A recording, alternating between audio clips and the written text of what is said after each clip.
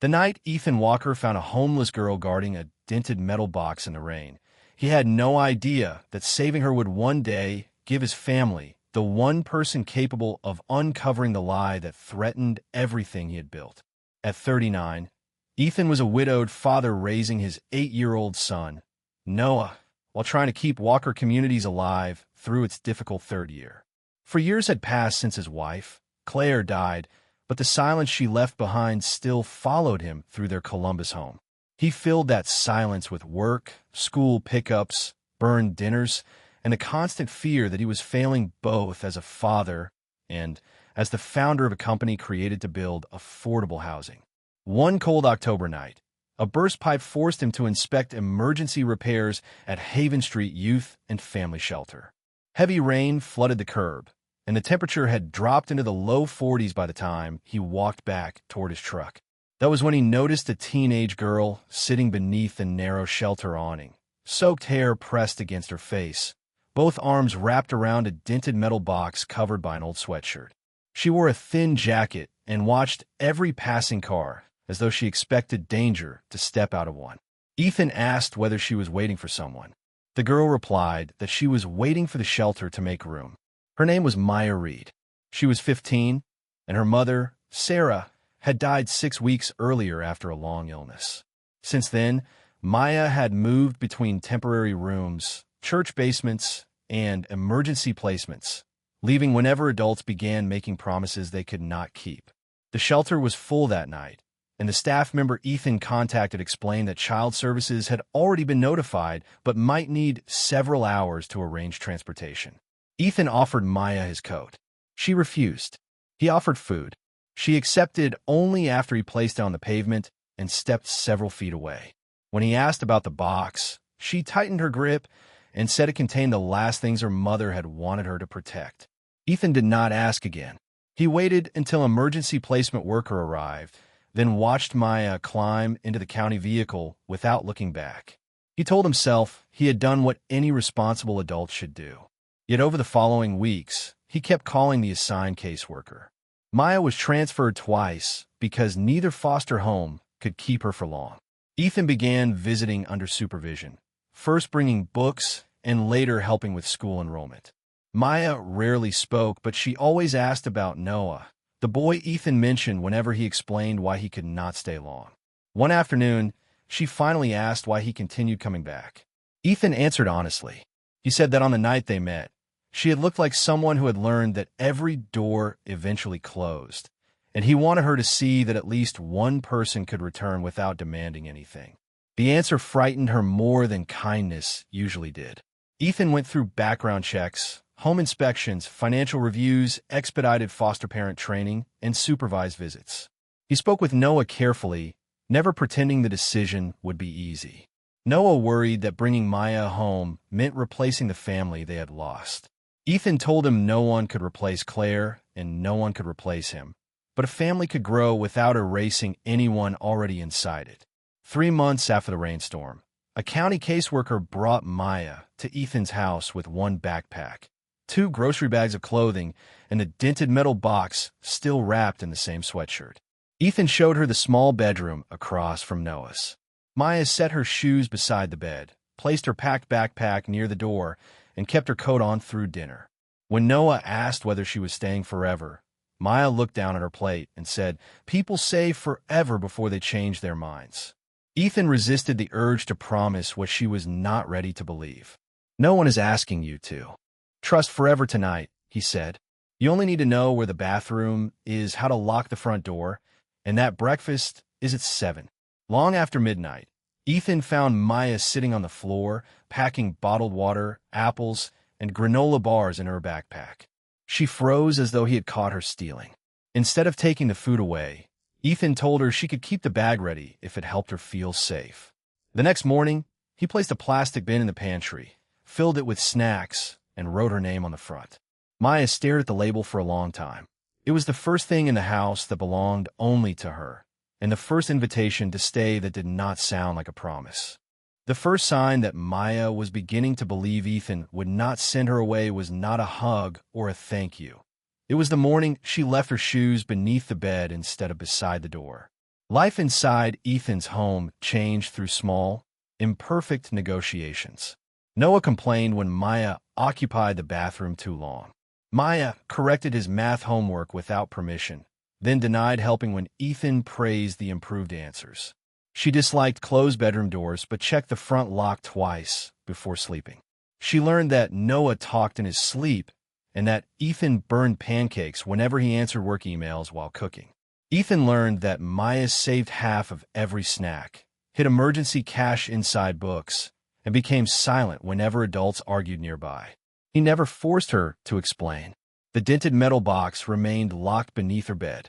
When Ethan helped recover the last of Sarah's belongings from a rented room, Maya searched coat pockets, drawers, and old books for a key, but found nothing. She refused to let anyone break the lock. "My mom said I'd know when it was time," she explained. Ethan accepted the answer, though he noticed Grant Holloway react strangely when he mentioned Sarah's name during a routine conversation at work. Grant was Walker Community's chief financial officer, Ethan's oldest business ally, and one of the few friends who had remained close after Claire's death. When Ethan casually said that Maya's mother had once worked in development accounting, Grant's expression tightened for only a second.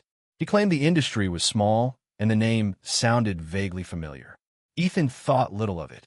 At home, Maya slowly became part of the rhythms she had once observed from distance.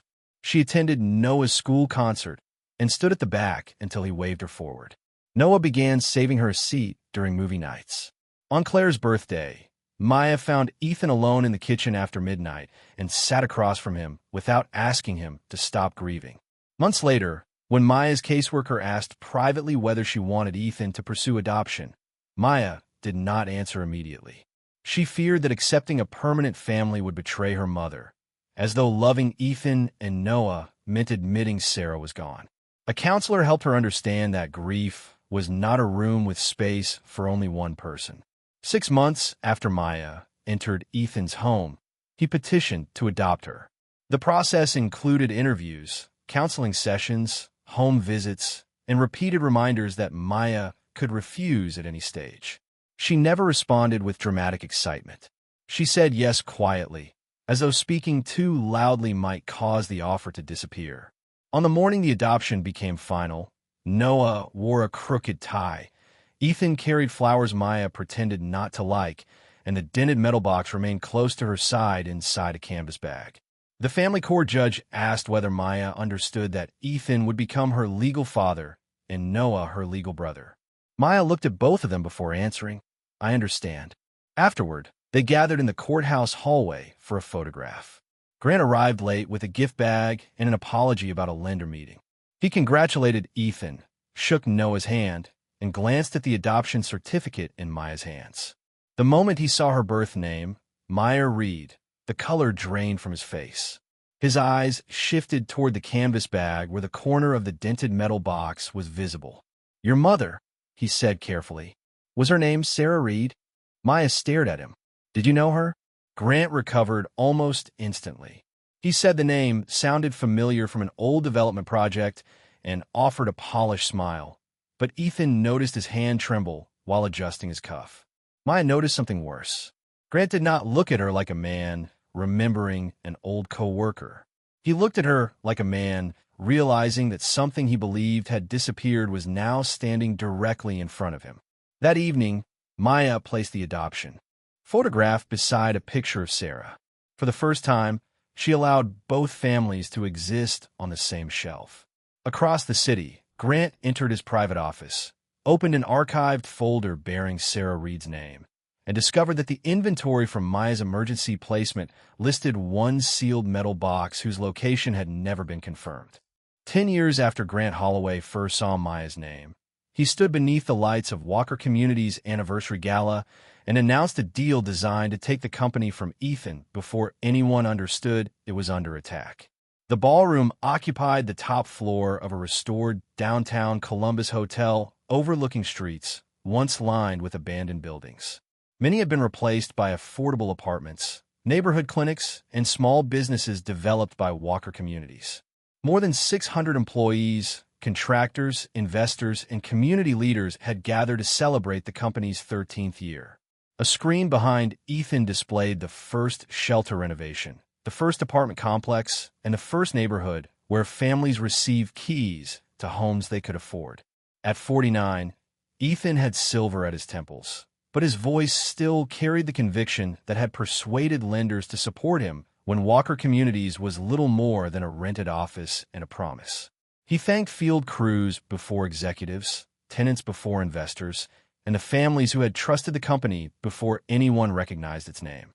Near the front, Maya listened with the quiet smile she reserved for moments that once would have frightened her. At 25, she had graduated from law school, passed the Ohio bar, and joined the commercial litigation group at Chun, Alvarez, and Pierce. Senior attorney Olivia Chun had become her mentor, teaching her to read contracts for what they concealed rather than merely what they stated. The homeless girl who once slept with her shoes beside the bed now carried herself with disciplined confidence, although the dented metal box remained locked in a closet at Ethan's house. She had never found the key and had gradually accepted that Sarah's final message might remain sealed forever. Noah, now 18, stood with the engineering division several tables away. He had rejected an executive track internship offered by Grant and chosen a paid engineering apprenticeship, assisting senior inspectors with building systems. He wanted co-workers to see his work before they saw the founder's son, yet he sometimes resented how naturally Maya seemed to understand Ethan. She had become the person Ethan called when contracts grew complicated, while Noah still felt his father checking every decision. When Ethan concluded his speech, the ballroom rose in applause. He searched the crowd until he found Maya and Noah, then placed one hand over his heart. For one brief moment, the night belonged completely to the family they had built. Then Grant walked onto the stage. His gray hair was carefully trimmed, and his tailored tuxedo fit with the precision of a man who treated appearance as another form of control. For 10 years, he had remained Ethan's chief financial officer and closest professional advisor, guiding the company through recessions, credit shortages, and aggressive expansion. He had never mentioned Sarah Reed again. Grant took the microphone, praised Ethan's vision, and turned toward a table occupied by several unfamiliar executives. "Tonight, we are not only celebrating where Walker Communities has been," he said, "we are securing where we'll go next." Ethan's expression changed before anyone began applauding. Grant announced that Keene Capital, a private investment firm based in Chicago, had committed $180 million to expand Walker Communities into 4 additional states. The screen displayed polished developments in Cleveland, Indianapolis, Louisville, and Pittsburgh. Thomas Keene, the firm's chairman, rose to acknowledge the room. Grant invited Ethan forward as though the announcement had been planned jointly. Ethan accepted a second microphone. "This investment has not been approved by our board," he said. The applause died. Grant maintained his smile and explained that only final administrative steps remained. Ethan replied that Walker Communities did not accept debt of that size without reviewing the terms, risks, and effects on the communities involved. Grant reached inside his jacket and removed a folded document. "The commitment is already binding." He explained that the financing had been secured through a subsidiary and personally guaranteed by Ethan. Ethan stared at him. "I never signed a personal guarantee." Grant unfolded the final page. Even from her table, Maya recognized Ethan's signature beside a valid notary seal and a date 6 months earlier. The guarantee pledged Ethan's voting shares, personal property, and controlling interest in Walker Communities. Ethan looked from the document to Grant as though the man beside him had become a stranger. Grant lowered his voice, but the microphone carried every word across the silent ballroom. "You signed it, Ethan. If Walker Communities refuses to honor the agreement, Keene Capital can take everything you use to guarantee it." By midnight, Ethan's signature had been authenticated, his company had been placed at risk, and Grant was telling the world that Ethan could no longer trust his own memory. The gala ended without music, photographs, or the closing toast Ethan had planned. Guests left in uneasy groups while Grant remained near the stage with Thomas Keene and 2 attorneys, speaking as though the company already belonged to them. Ethan stood beneath the darkened screen, staring at the guarantee until the words blurred. Maya approached without touching it. "Do not say anything else in this room," she told him. Ethan looked stunned. "That is my signature." "It looks like your signature," Maya replied. "Those are not the same thing." Grant stepped closer, arranging his expression into concern. He said no one wanted to embarrass Ethan, but the company could not ignore binding obligations simply because its founder no longer remembered approving them. Maya heard the accusation beneath the sympathy. Grant was not merely claiming Ethan had signed the guarantee. He was constructing a story in which Ethan was confused, unstable, and dangerous to the company he created. Ethan demanded the original document. Keene Capital's attorney placed it inside a protective folder and explained that independent counsel would retain it until a court determined its validity. The guarantee carried Ethan's handwritten signature, an active Ohio notary seal, and a video certification showing Ethan seated in his former office, looking into a camera and confirming his identity. The face was Ethan's. The room was unmistakably his. The next morning, Olivia arrived before sunrise with 2 associates and a forensic document examiner. She ordered Ethan's office secured, directed the company to preserve every electronic record, and warned executives not to delete messages, replace devices, or discuss the case with investors. By 8 o'clock, Keene Capital had filed an emergency action in Franklin County seeking enforcement of the guarantee and temporary control of Ethan's voting shares. It claimed a Walker Communities subsidiary had defaulted on more than $40 million in obligations linked to the expansion. Ethan had never heard of the subsidiary. Grant insisted it had been formed with Ethan's approval to shield the parent company from development risk. At an emergency board meeting, Grant produced minutes bearing Ethan's initials and financial reports that appeared to have been sent to Ethan's private account for months. "You reviewed all of this," Grant said. "I reviewed nothing," Ethan answered. Grant lowered his voice. "Then perhaps you have been forgetting more than you realize." Several directors looked away. Others studied Ethan with the cautious expressions people used when concern began becoming doubt. Grant proposed placing him on temporary medical leave. Ethan refused, but the board restricted his authority over major financial decisions. For the first time since founding Walker Communities, he could not move company funds, sign contracts, or speak officially for the business without approval. News spread online. Lenders paused construction draws, vendors demanded early payment, and community partners called to ask whether their housing projects would be completed. Maya requested a role on Olivia's team. Olivia warned that opposing counsel would dismiss every conclusion as emotional because Maya was Ethan's daughter. Still, after disclosing her relationship to Ethan and obtaining written consent, Maya entered a limited appearance as junior counsel under Olivia's supervision. Ethan objected. "I brought you into this family to give you a future," he said. "I will not let my mistakes take it away." Maya met his eyes. "You did not bring me into this family so I could leave when it became difficult." That afternoon, the examiner compared the guarantee with 30 verified handwriting samples. The pressure patterns, spacing, and backward slant of Ethan's capital W matched. Her preliminary conclusion was devastating. The signature was almost certainly genuine. Olivia explained that Keene Capital could seize Ethan's controlling shares, house, and most personal assets if the guarantee was enforced. Maya kept reading until one line near the notary block caught her attention. The document claimed it had been signed at 2:40 p.m. on October 17th. Maya remembered the date because Ethan had called her from Cincinnati Hospital after collapsing during a project visit. She searched old messages and found a photograph Noah had taken that afternoon. Ethan was lying in a hospital bed nearly 100 miles from Columbus at the exact moment the document placed him inside his office. Maya set the photograph beside the guarantee. "The signature may be real," she said, "but my father could not have put on that page." The photograph proving Ethan was nearly 100 miles away when the guarantee was signed did not clear his name. It revealed that someone had constructed a lie from pieces of the truth. Olivia obtained Ethan's hospital records, ambulance report, cell location history, and credit card activity from October 17th. The timeline was undeniable. Ethan collapsed outside Cincinnati at 11:18 a.m., entered the emergency department at 12:07 p.m., and had his blood pressure recorded by a nurse at 2:40 p.m. while Noah stood beside the bed.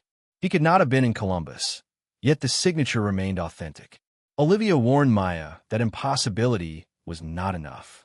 Keene Capital could argue that Ethan had signed earlier, authorized someone to attach his signature, or approve the agreement remotely. They needed to prove how his identity had been used. Maya built the investigation as Olivia had taught her, not by chasing the most dramatic theory, but by creating a timeline precise enough to leave false details nowhere to hide. She gathered security logs, parking records, travel receipts, calendar invitations, archived messages, and maintenance reports from Walker Community's old executive floor.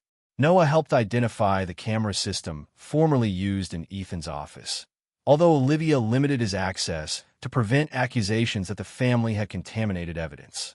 For 2 days, Maya studied thousands of records beneath the law firm's fluorescent lights. Ethan repeatedly called to ask whether she had slept. Each time, she answered with another question about his schedule. She remembered being 15 and keeping her shoes beside the bed because she expected every safe place to disappear. The threat was different now, but the instinct was the same. She could not rest while the only home she had trusted was being taken apart. The first break came from a minor detail in the certification video.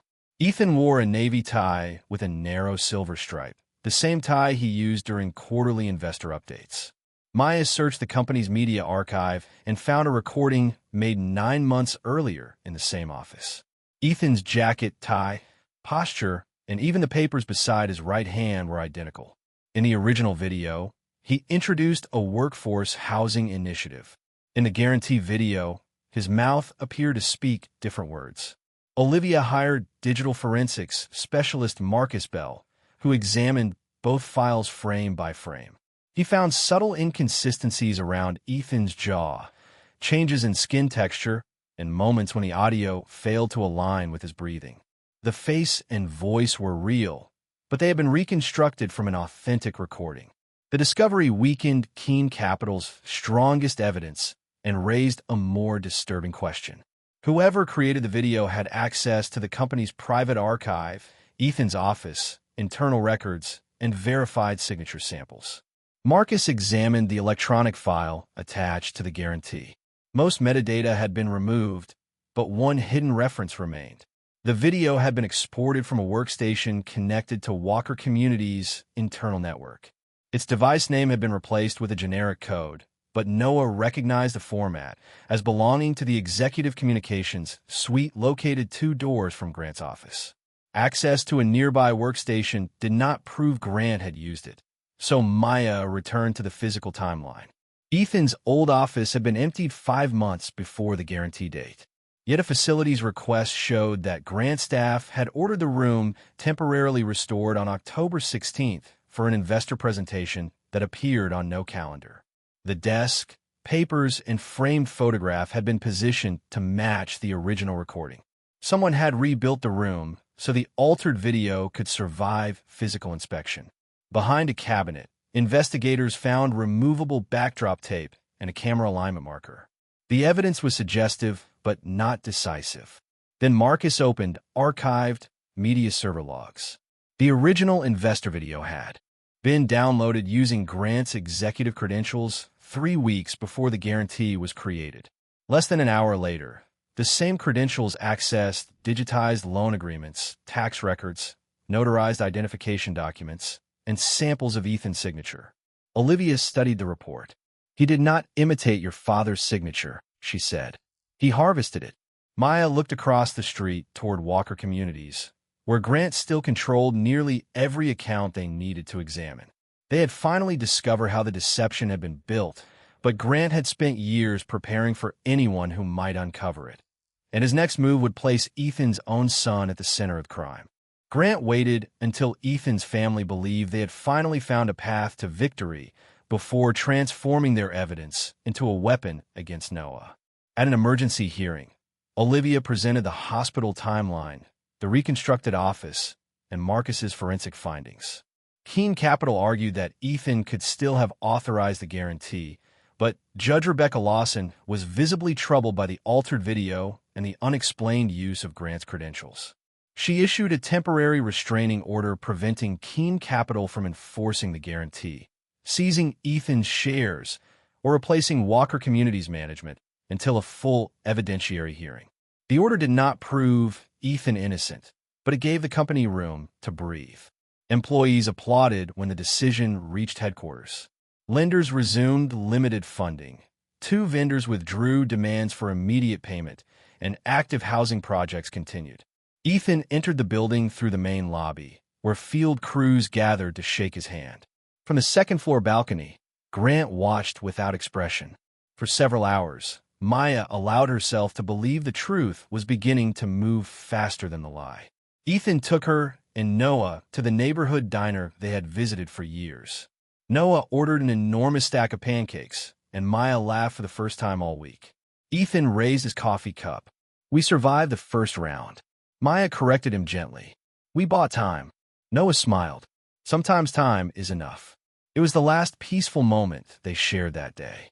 Shortly after midnight, every member of the Walker Communities Board received an encrypted archive containing more than 3,000 emails from Ethan's private account. The messages appeared to show him approving secret transfers, creating shell companies, concealing losses, and discussing the personal guarantee weeks before claiming ignorance. By sunrise, copies had reached reporters, Keene Capital, the company's lenders, and a federal housing oversight office, triggering an initial inquiry. Acting under temporary authority granted by the board's crisis committee, Grant appeared beside outside counsel at a hastily arranged press briefing and declared that the new evidence proved Ethan had directed the scheme for years.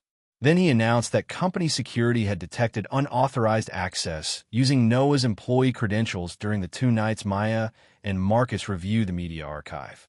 Logs showed Noah entering restricted accounting folders, copying confidential files, and deleting portions of the audit history.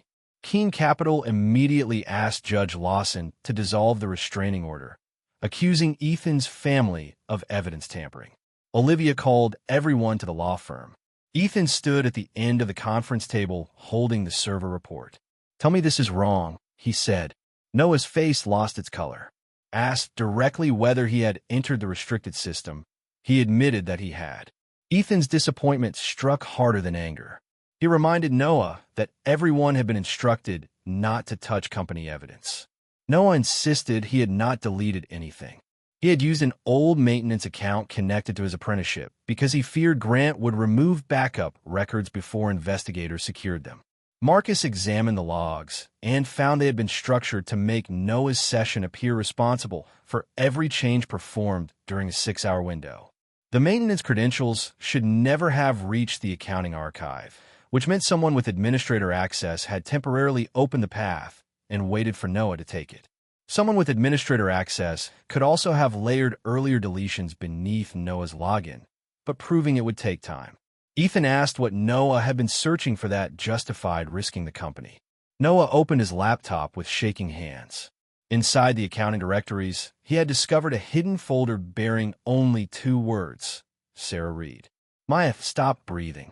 The folder had been created nearly 11 years earlier, shortly before Sarah died, and accessed repeatedly through credentials linked to Grant's office. Most of its contents had been erased minutes before Noah entered, but one recovered fragment contained an inventory from the county shelter system describing Sarah's store belongings. At the bottom was a reference to one sealed metal box transferred with Maya into emergency care. Beside it, someone had typed, "Location unconfirmed. Do not contact the girl directly." Ethan looked at Maya as the meaning settled across the room. Grant had not begun fearing the box at the adoption hearing. He had been searching for it before Ethan ever found Maya in the rain.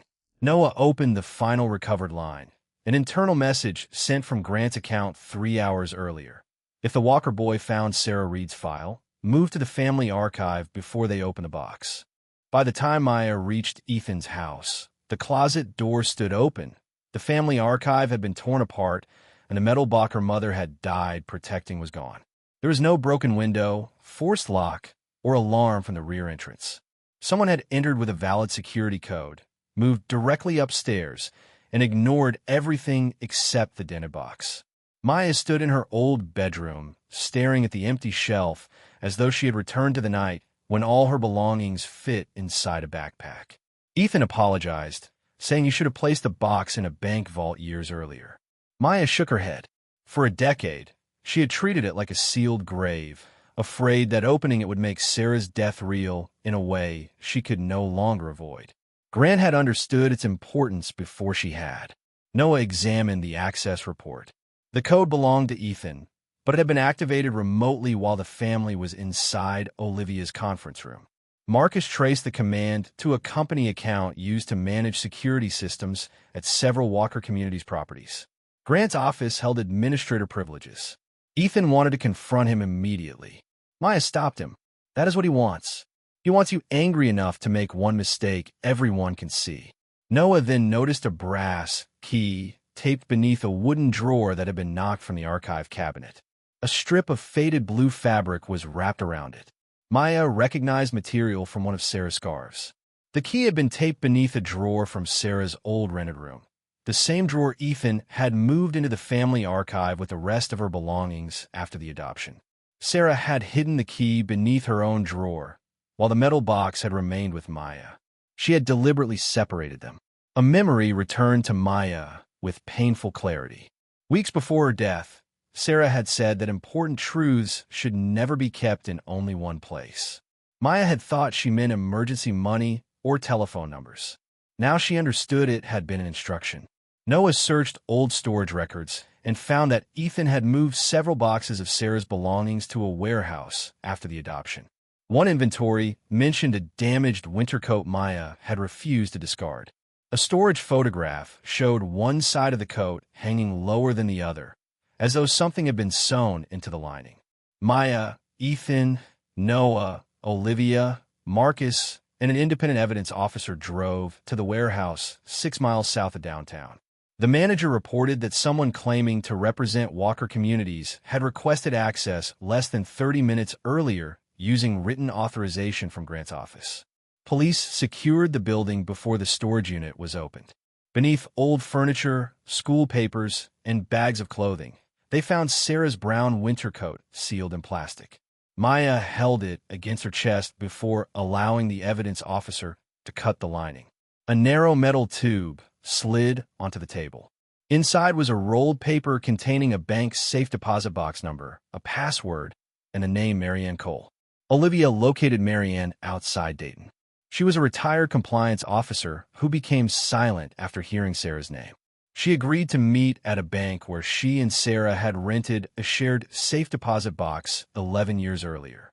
Sarah had named Maya as the contingent beneficiary, and Marianne remained the surviving colicee. With Marianne's identification, Maya's birth and adoption records, and a brass key, the bank authorized access. In a private room below the bank, Maya inserted the key into a second lock on a steel case.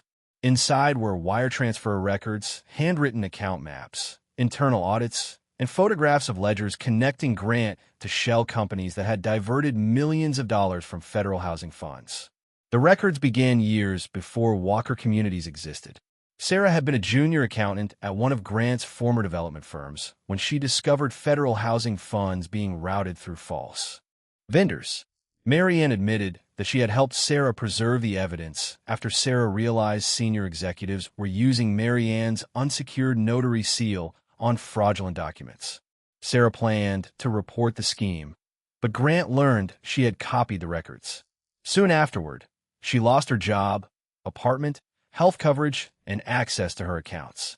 She spent her final months moving between shelters while protecting Maya. Her death resulted from an illness that remained untreated during that instability. Grant had not directly caused the disease, but the documents showed he had deliberately isolated Sarah and blocked her attempts to find work. At the bottom of the case lay a sealed letter addressed to Maya. Sarah apologized for leaving her daughter fear instead of answers. She wrote that one honest person would eventually choose Maya when the world refused to, and warned her not to use the evidence for revenge, only to stop Grant from harming another family. For 10 years, Maya had believed her mother's final act was leaving her a burden. Now she understood Sarah had left her a choice. The letter explained that the metal box held family photographs and copies of records Grant would recognize, so that if he ever took it, he would believe the truth was gone. The final page contained original account numbers and one instruction: Grant never acts alone. Follow the money to the investor. Olivia traced the oldest transfers. 2 shell companies had sent millions to an early investment fund controlled by Thomas Keene. The evidence that could save Ethan's company also carried a truth powerful enough to destroy the honest reputation he had spent 13 years building. Marianne agreed to cooperate only after obtaining independent counsel and protection from investigators. She admitted that leaving her seal unsecured had allowed Grant's former firm to misuse it without her authorization, and that fear had kept her silent after Sarah died. Her testimony connected Grant to the old shell companies and Thomas Keene's investment fund, but it did not solve the immediate crisis at Walker Communities. The forged emails released from Ethan's account contained private details no outsider could have invented, including discussions about a troubled housing project from the company's earliest years. To prove the messages were fabricated, Olivia needed Ethan to explain why Grant possessed information that never appeared in official records.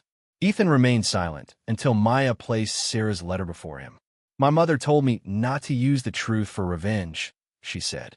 "But truth only works if we tell all of it." Ethan looked toward Noah and then at the city beyond the conference room window. 12 years earlier, during Walker Community's first major development and nearly 2 years before Ethan met Maya, the company discovered that a subcontractor had billed nearly $800,000 for work never completed. Ethan feared that reporting the loss immediately would cause the bank to cancel its loan and close the company before hundreds of families received their homes. Grant persuaded him to move money temporarily from another project, complete the project, and correct the accounts once replacement financing arrived. Ethan approved the transfer. No money entered his pocket. Every dollar was later restored, and the buildings were completed, but he concealed the shortage from the lender for 90 days. "I told myself I was protecting families," Ethan said. "The truth is, I was protecting my dream, too." Grant had preserved those private emails and altered them to make one improper transfer appear to be the beginning of a long criminal conspiracy. Along with his confession, Ethan gave Olivia the old emergency financing authorization he had been ashamed to preserve.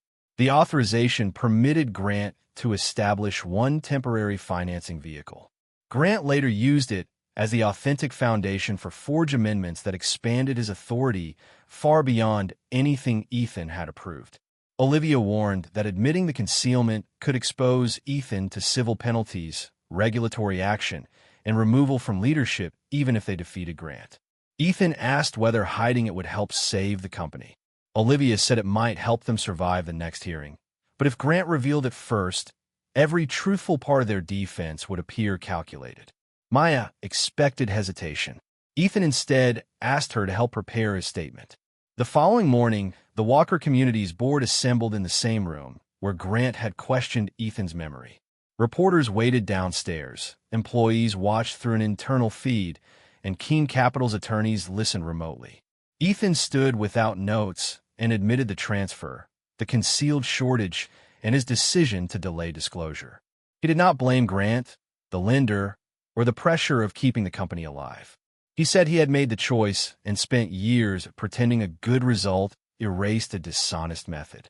Grant interrupted, declaring that Ethan's confession proved the leaked emails were genuine. Ethan turned toward him. "It proves you had one real mistake to build 1,000 lies around."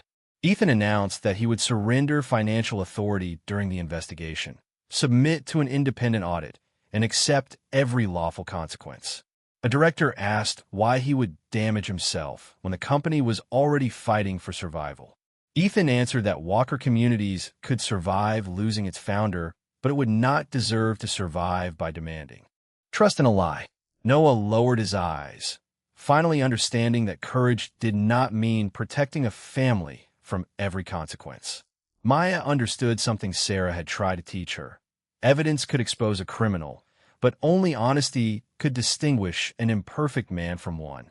Ethan's confession transformed the investigation. Marcus separated the authentic messages about the original transfer from thousands of altered emails created later on Grant's secured server. Olivia showed that subsequent shell companies were formed without Ethan's knowledge. The board rejected Grant's attempt to remove Ethan permanently and suspended Grant pending the evidentiary hearing. His control began to fracture. Yet as security officers approached his office, Grant calmly called Thomas Keene. The affidavit had already been prepared as Grant's final contingency. Within minutes of his call, Keene Capital's attorneys filed it, stating that Thomas had personally watched Ethan authorize the guarantee. Documentary fraud could be dismantled with records. A living witness could look directly at a judge and lie. The next morning, Maya would enter the courtroom not merely to defend the father who adopted her, but to prove that two powerful men had built an empire of deception around the single mistake Ethan had finally found the courage to confess. The moment Thomas Keene swore that he had watched Ethan authorize the guarantee, Maya knew the case would be won or lost by one question no one else had thought to ask. The Franklin County courtroom was filled with reporters, employees, investors, and families whose homes depended on projects frozen by the lawsuit. Ethan sat beside Olivia, no longer pretending to be invulnerable. Noah sat behind him, carrying the shame and legal risk created by his unauthorized access, but refusing to look away. Across the aisle, Grant appeared calm, while Thomas testified that Ethan had approved the expansion agreement during a private meeting and signed the guarantee several weeks before the date written on the document. According to Thomas, Grant had merely completed paperwork Ethan requested. Keene Capital's attorney displayed the authentic signature, altered video, and selected emails containing Ethan's true admission about the old transfer. The narrative was designed to be complicated enough that one honest mistake made every fabricated crime seem possible. Olivia challenged Thomas's timeline, but he had prepared answers for every call, meeting, and missing record. When she returned to the defense table, Maya whispered that Thomas had repeated one detail 3 times. Ethan had supposedly reviewed the final agreement inside Grant's office on September 26th. Because Maya had entered a limited appearance as junior counsel under Olivia's supervision, Olivia requested permission for her to conduct a narrow examination based on the electronic records she had organized for that date. Judge Lawson warned Maya that emotion would not substitute for evidence. Maya promised to ask only about the record. She handed Thomas a copy of the agreement and asked him to describe the room where Ethan had approved it. Thomas spoke confidently about Grant's walnut conference table, the windows overlooking the Scioto River, and a framed photograph of Walker Community's first development. He said he had sat directly across from Ethan while Grant stood near the windows. Maya displayed a construction permit. Grant's entire executive floor had been closed from September 18th through October 3rd after a broken water line damaged the walls, electrical system, and flooring. No employees, visitors, or meetings were permitted inside. Thomas attempted to separate the approval from the signing, claiming Ethan had approved the terms remotely and signed later. Maya then displayed the paragraph in his affidavit stating that he had watched Ethan place pen to paper across Grant's walnut table. "You remember Ethan's exact words," she said, "but not that the office had been stripped to bare concrete." Thomas's confidence faltered. Maya then introduced building access records showing that Thomas had not entered Walker Community's headquarters at any time during September. Flight records placed him in New York on September 26th, more than 400 miles away. The courtroom fell silent. Thomas looked toward Grant before answering. Maya displayed the affidavit's metadata. It had been drafted on a contractor's workstation remotely accessed through Grant's holding company 2 hours before Thomas signed it. Marcus's authenticated report showed that the same remote session had created the forged email templates and accessed Ethan's signature files.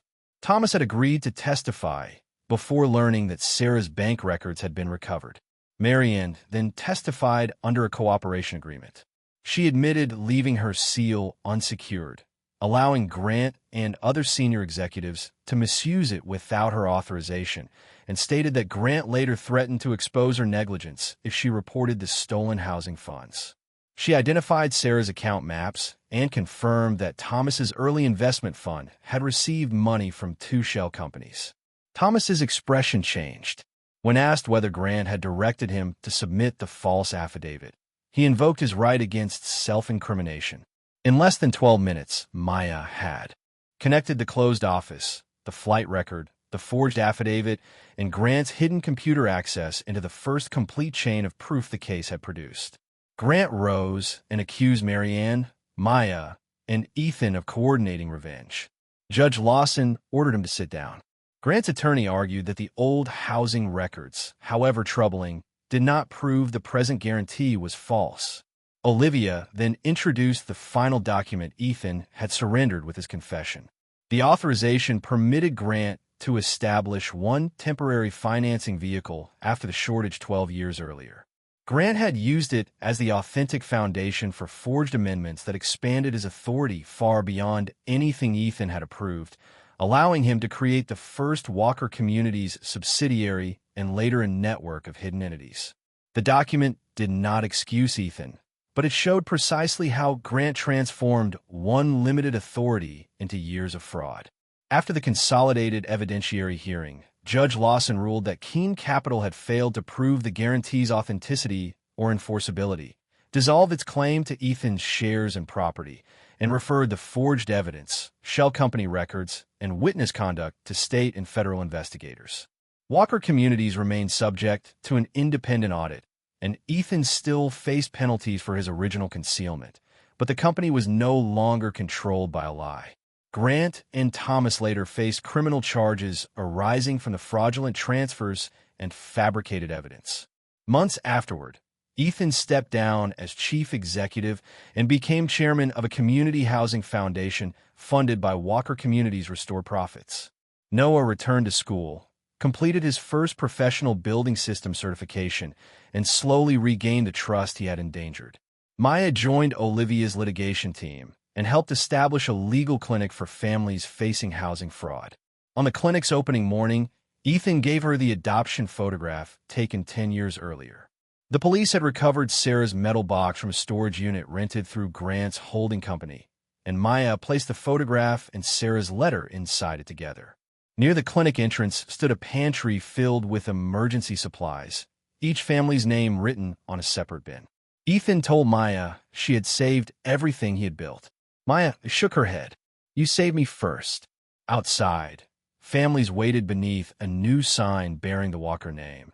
Not because the family had been perfect, but because when truth finally demanded a price, they had chosen to pay it together.